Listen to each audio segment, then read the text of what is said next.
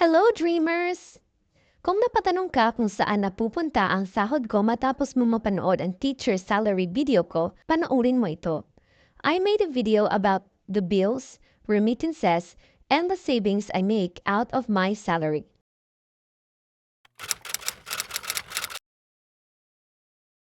Disclaimer lang, I live alone in this city. The amount I will share is the average cost that I pay in the last 5 months.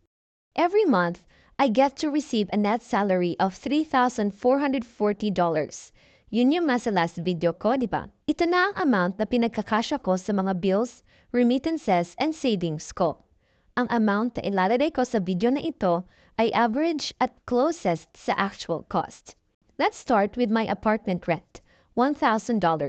This apartment includes 2 bedrooms, 3 air conditioners, 3 ceiling fans, 1 1/2 toilet and bath, microwave, oven, refrigerator, washer and dryer, tahimik na neighborhood, and a relaxing and beautiful view in front. I chose this apartment from all the options that my principal gave me and from what I saw on Facebook while I was researching coming here in Texas. This apartment has all the appliances that I need as I begin living here in Texas.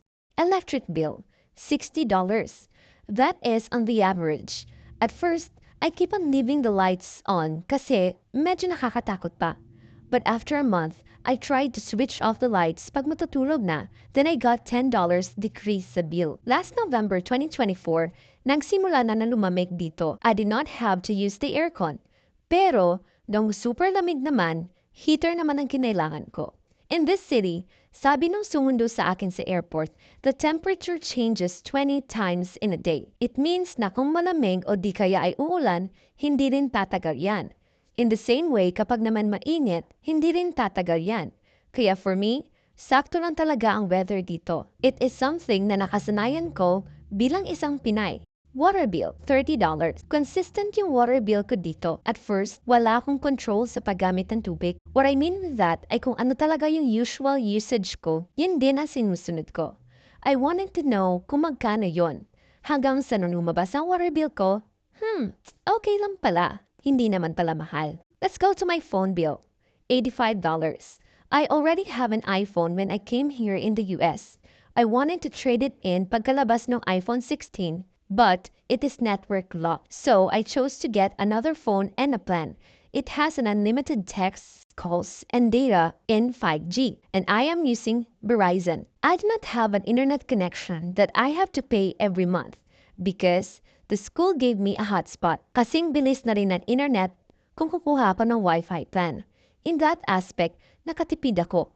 Thank you to my principal na kinuhanan ako ng hotspot sa school, and when hindi yan gumana, bumili siya ng bago para sa akin. Groceries, $150. This is the average cost of my groceries every month. Minsan kasi $100, minsan din umaabot ng $200. It depends kung may natitira pa from the last month. Hindi lang sa food, kasali na rin yung para sa paglalaba at ibang personal necessities. I include in this allocation the amount needed if I want to buy things like a new lip gloss, baking stuff, etc. I know, right? Stick to the budget lang ako. First year in the USA is bayad utang year. Yan talaga ang inisip ko before coming here. What about my remittance to the Philippines? $1,700. On the average, nakakapagpadala ako ng $1,700 sa Pilipinas. That can pay my bank obligations and can provide allowance to my siblings and parents. A bigger portion of that is the J1 loan that I have to pay within 7 months. Remember my advice in my other video? Sa kakilala ka, humiram. Basta, sa kakilala ka, humiram. Medical insurance, $0. I do not have to pay for the medical insurance every month because I have subscribed to a 1-year medical insurance plan. One-time payment lang and it complies to the requirements of my visa sponsor. It was $620 na binayaran ko na a month ago gamit yung allowance na dala ko dito papuntang Amerika. Car or transportation? $0. I do not have a car here yet.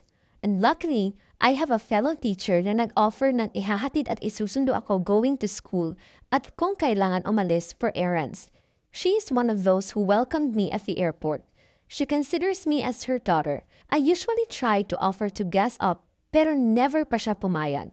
I always offer and wait hanggang pumayag siya. Meron naman at times na kapag kumakain kami sa labas before we do the errands, I offer to pay the bill. Pero parang isang beses o dalawang beses lang yun kasi ayaw talagang pumayag. For her, ang paghatid niya at pagsundo sa akin from school ay hindi naman out of the way. Kumbaga, nadadaanan pa rin naman yung lugar ko. Kapag nag-grocery ako, nag-grocery din naman siya. Kapag kailangan ko magbayad ng bills, nababayad din naman siya ng bills. With that, I know I am very blessed kasi it helps a lot sa pagsisave up ko. Di pa nga niya, I am the daughter she never had. Yung mga anak niya kasi ay nasa Dallas City na nakatira, nagtatrabaho. Ang tanong ngayon, may ipon ba ako? Siyempre naman, oo. You do the math. I already gave you the net salary that I received and the bills, remittances that I get to pay. So, alam mo na kung magkano ang nasisave ko every month. Pero, average lang yan ha. Hindi na naman consistent every month. But one thing is for sure, nakakapag-save ako. Living alone in this city is a good thing for me at masasabi ko na wala talagang stress. Bakit? If I am to compare the way I earn, spend, and save sa Pinas, naku, oo, nakakapagbayad ako every month sa Pinas. Pero, minsan, kulang talaga. At dahil nga kulang, mahirap mag-ipon. Dito, hindi naman super kalakihan yung natatanggap ko. Alam niyo yun kasi nasa video ko yun. Pero, one thing is for sure, I get to pay all the bills that I have to pay and the bank obligations doon sa Pinas. Plus, yung mga allowance pa. Aside from that, may natitira pa for me to save up. Kaya 'di ba? Imagine kung gaano ka-relaxing yung feeling every after paycheck. Alam mong nakakapagbayad ka, nakakapag-save ka pa. Kaya, walang stress. Yung iisipin mo na lang, homesickness talaga. As yung mga struggles doon sa classroom, ganun lang. If you were to ask me if receiving such amount, choosing to teach here and work here in this city was a calculated risk, yes, I needed to risk living alone in this city. I am just so blessed to be living in this city with a low cost of living. Now, imagine, kapag nakatapos kong bayaran lahat ng obligations ko at yung J1 loan na kinuha ko, magkano kayang masisave ko? You do the math again. Ikaw nang bahala. Mag-isip-isip ka na, halika na dito sa USA. Trust me, makakapag-ipon ka. Don't forget to subscribe. Bye!